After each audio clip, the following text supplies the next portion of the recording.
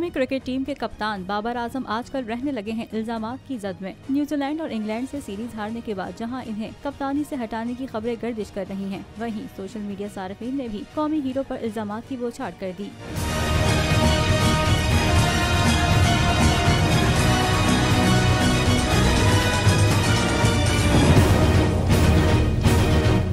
New Zealand के खिलाफ series की नाकामी के बाद सोशल मीडिया पर बाबर आजम ट्रेंड कर रहा है। इस पर इल्जाम लगाए गए हैं कि बाबर आजम कई खवातीन को गैर मुनासिब पैगाम भेजते हैं। इसी हवाले से कौमी कप्तान की मुबैना वॉइस रिकॉर्डिंग भी शेयर की गई है। इस खबर को मुद्दा बनाकर जब गैर मुल्की चैनल ने समाजी वेबसाइट पर ट्वीट किया तो पीसीबी बाबर आजम के हक में सीसा बिलाई दीवार बन गया। पीसीबी ने गैर मुल्की चैनल को जवाब में कहा, हमारे मीडिया पार्टनर होते हुए आपको ऐसे खोखले और जाती नौयत के इल्जामात को नजरअंदाज करना चाहिए था, जिसका जवाब देना खुद बाबर आजम ने भी जरूरी नहीं समझा था। पीसीबी की जानिब से कौमी कप्तान के दिफा करने के बाद गैर मुल्की वेबसाइट ने माइक्रो ब्लॉगिंग वेबसाइट से अपनी ट्वीट ही डिलीट कर दी।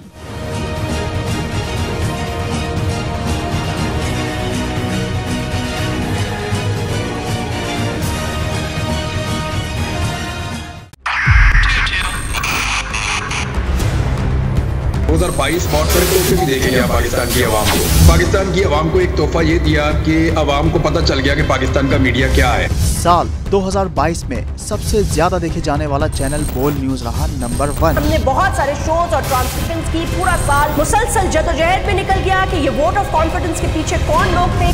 तोड़े रेटिंग के सभी रिकॉर्ड। सोशल मीडिया पर भी सबसे ज्यादा तेजी से 2.4 बिलियन व्यूज का संगे मील अबूर किया।